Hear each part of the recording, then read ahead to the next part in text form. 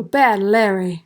What's up, everyone? Welcome back to the Bad Larry Kingdom. I'm your host, Bad Larry, and as promised, back-to-back days of X-Men. We have X-Men number 12 alongside Alpha Flight. Make sure to hit that like button, subscribe, and let's get right into it. I rated this cover a 7 out of 10 for obvious reasons. You only have 4 characters on the front, a stark white background.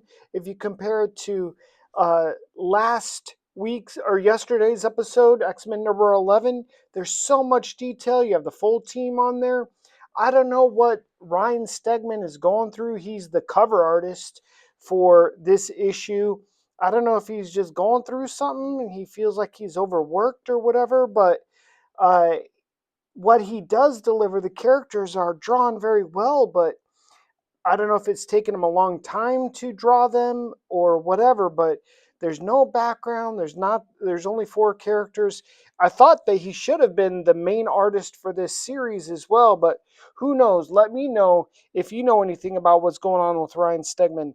Anyway, let's get right into the issue. Well, Jed MacKay introduced Alpha Flight. Obviously, for those who may not be familiar, he's going to have to introduce them to us, which is what these 2 pages are and what their story is. They're the Canadian heroes. They sided with the mutants. So for Canada's government, that means they're criminals. And this scary looking or angry looking short haired blonde lady is now the leader of Alpha Flight. She is Agent Arsenault, and um, she's also going to be called Vindicator code name, and she's real serious in the field. You better call her Vindicator. On a side note, I find it odd that they've created this character, Agent Arsenault Vindicator, to replace Guardian as the leader, but I've noticed there's a very female purposeful, driven aspect to these recent comics. So you have Phoenix has got her own comic, Magic has got her own comic, Psylocke has got her own comic, Storm has got her own comic. Rogue is the leader of the Uncanny X-Men. You've got this gal here is now the leader of Alpha Flight. And then you'll notice in this comic here, all the cool stuff happens.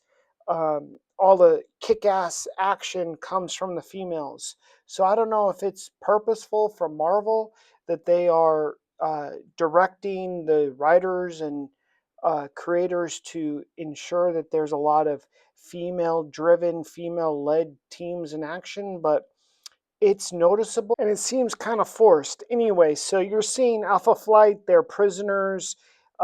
They are now under governmental control, led by this Agent Arsenault, which is why she's now on the team because she's got to babysit them and she wants to be a superhero as well. The only character that you're not going to see is Michael Two Young Men, aka Shaman. He's a conscientious objector, meaning he ain't gonna play ball with nobody. He want to be free. If you ain't gonna let him free to do what he wants to do, then you could suck it. So you're not gonna see him in this issue. You could pause the video to read all their powers, but it's pretty much self-evident as you see the story. Interesting, they put Vindicator, the handler, in black and white opposite Maple Leaf to Guardian, and she's bossing Guardian around like he doesn't know what to do, and it's kind of annoying him. And to be fair, the whole team is kind of not getting along too well. They do not like this lady Vindicator being in charge. They are not a well-oiled machine as per se compared to the X-Men. I was wondering what the Skrulls were going to come up with to try and stop the Juggernaut. This is why Cyclops wants the battle to occur down on the ground levels because, the Juggernaut, once he gets going, you can't stop the Juggernaut. Well, apparently they can as long as he doesn't get moving. So the Skrulls hit him with this green goo, no diddy, and prevent him from uh, getting started. They call it inertia foam, and it has stopped the Nova. I don't know if that's you know, let's just say, okay, it is what it is. Some green scroll goo can stop the Juggernaut for now. You got to do what you got to do when you're these writers, you know. And then this other scroll hits uh, magic with a quote teragrag's worth of vertigo, which I don't know how much that is, but it seems like a lot, which makes magic super sick. She has to give herself a portal and get out of there.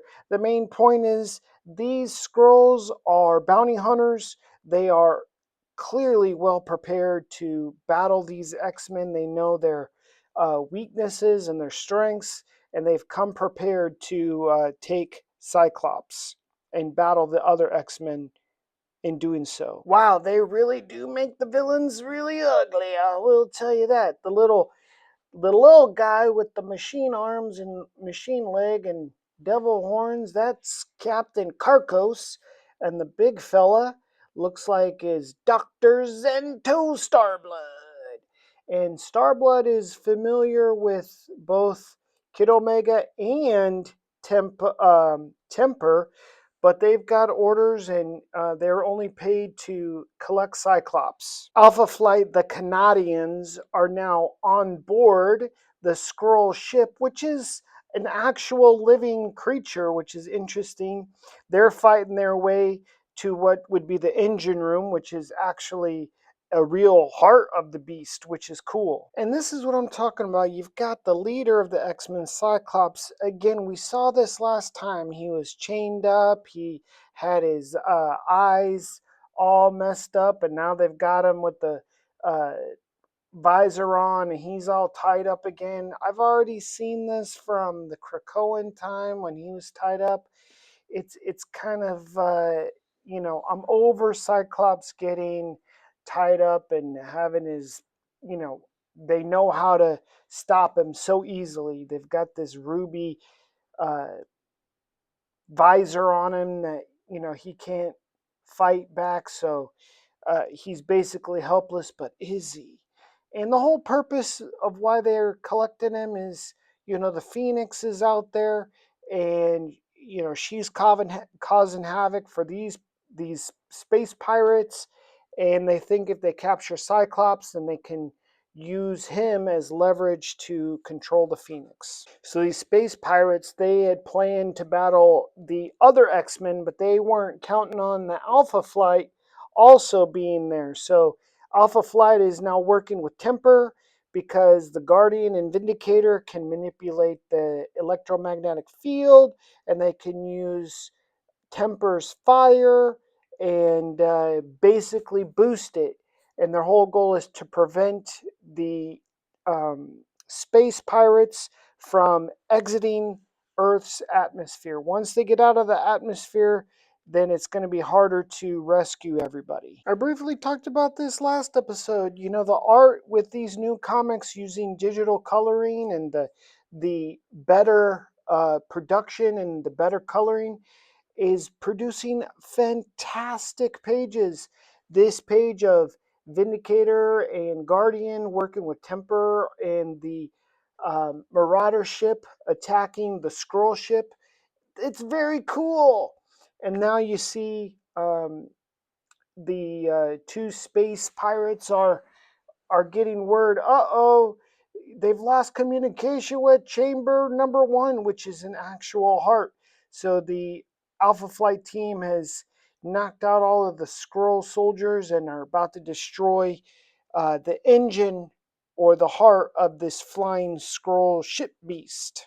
And this is what I'm saying. So Puck is literally saying, ladies, I think this falls to you. So the chicks get to do all the cool stuff. Snowbird, or whatever her name is, transforms into a giant woolly mammoth, and her and this the other winged gal destroy the heart. Very cool picture. The girls are doing all the work.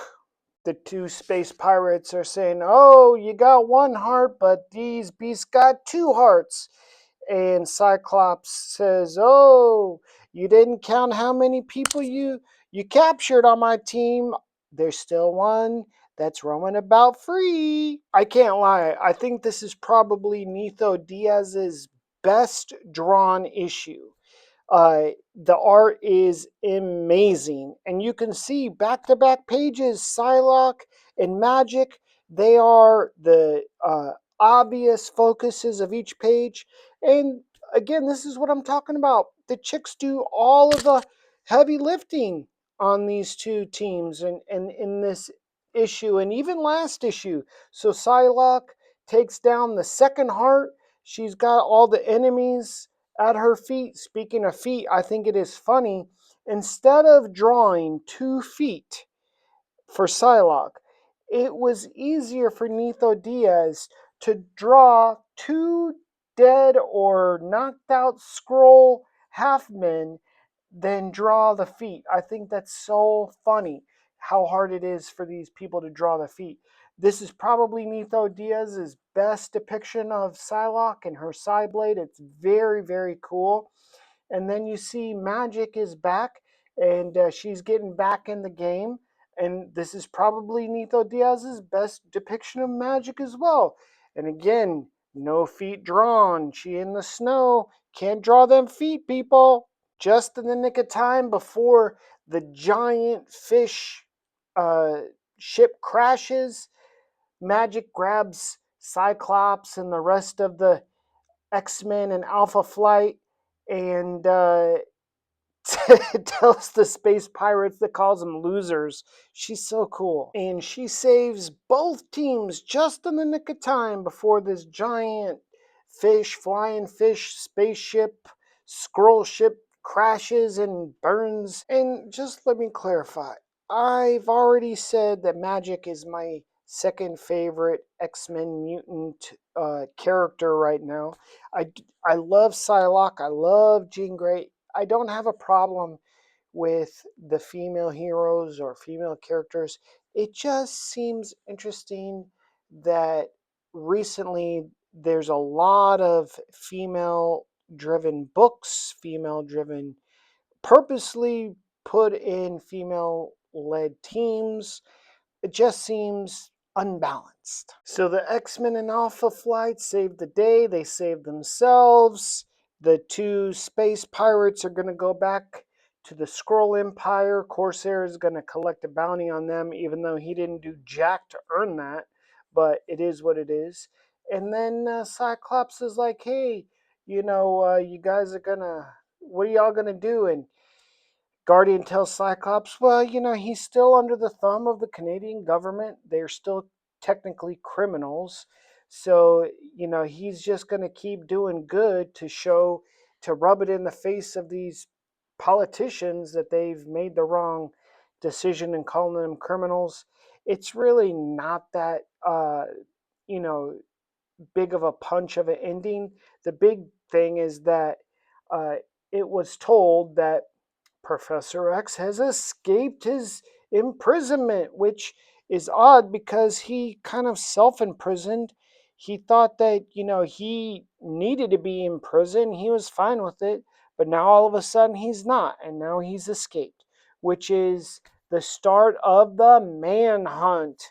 So obviously, X Manhunt is going to be about leaving a Professor X leaves a trail of psychic devastation behind him. So now Professor X is a wanted man. He's the enemy, and everybody's going to have to go after him. It's going to be a 10-part series through X-Men, New York X-Men, Storm, X-Men, X Factor, Exceptional X-Men, X-Force, and X-Manhunt Omega. So it's a money grab, in my opinion, is what it is. Obviously, I'm going to put all that together for you guys, but in the meantime, make sure you hit that like button, subscribe to never miss an episode, and I'll see you tomorrow. Love ya. Peace.